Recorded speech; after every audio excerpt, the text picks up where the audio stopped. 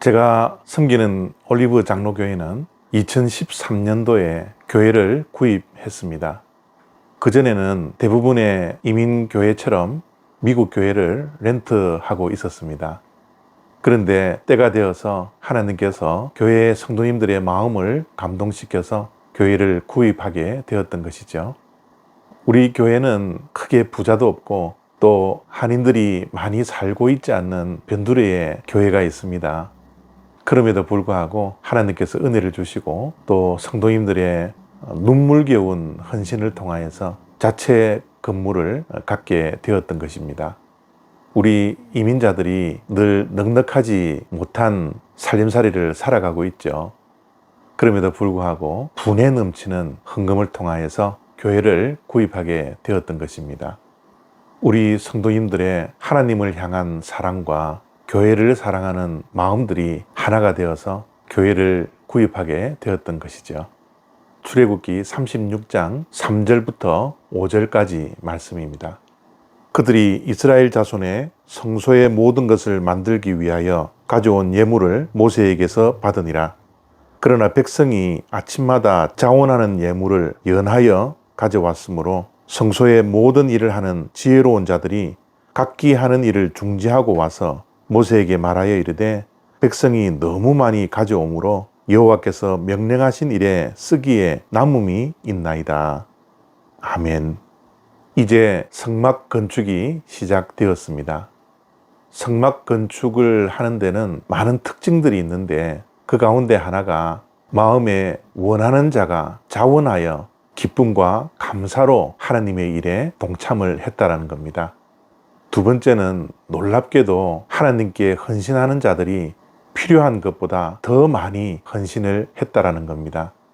모세가 더 이상 가져오지 말라고 공포할 정도로 남녀를 막론하고 성막 만들기에 헌신하였습니다.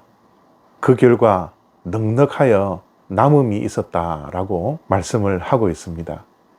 필요한 것보다 더 많은 것을 가지고 와 헌신하는 이스라엘 백성들을 보면서 지도자였던 모세가 얼마나 기뻤을까요? 또 넉넉하게 드리는 하나님의 백성들의 마음에 얼마나 기쁨이 넘쳤겠습니까?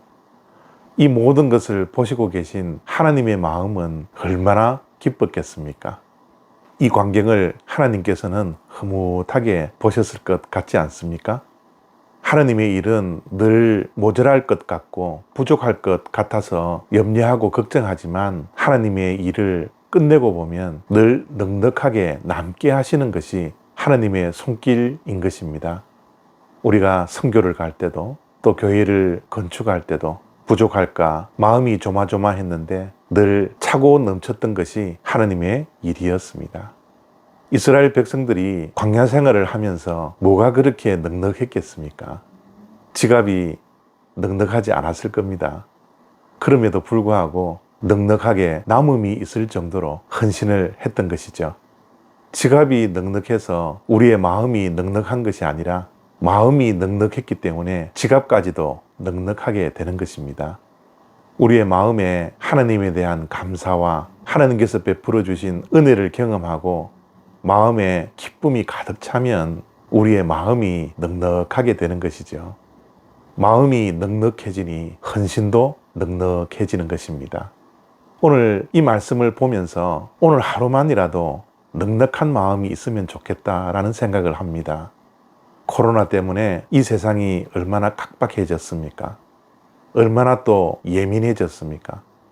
여유 부릴 수도 없고 넉넉한 마음을 가질 수도 없지만 오늘 말씀을 붙들고 우리는 넉넉한 하루가 되었으면 좋겠습니다. 여유로움을 회복할 수 있는 하루가 되었으면 좋겠습니다. 오늘 혹시 식당에 가더라도 팁을 좀 넉넉하게 놓고 나오는 하루가 되었으면 좋겠습니다. 사람들을 만나고 사람들을 대할 때도 넉넉한 마음으로 상대방을 대하는 그런 여유로움이 우리에게 있기를 원합니다. 하나님께 헌신할 기회가 있다면 우리가 받은 하나님의 은혜를 기억하면서 넉넉한 헌신이 우리들에게 있는 하루가 되었으면 좋겠습니다. 주변 사람들에게 기쁨을 줄 수 있는 사람은 바로 넉넉한 마음을 가진 자들이지 않을까요?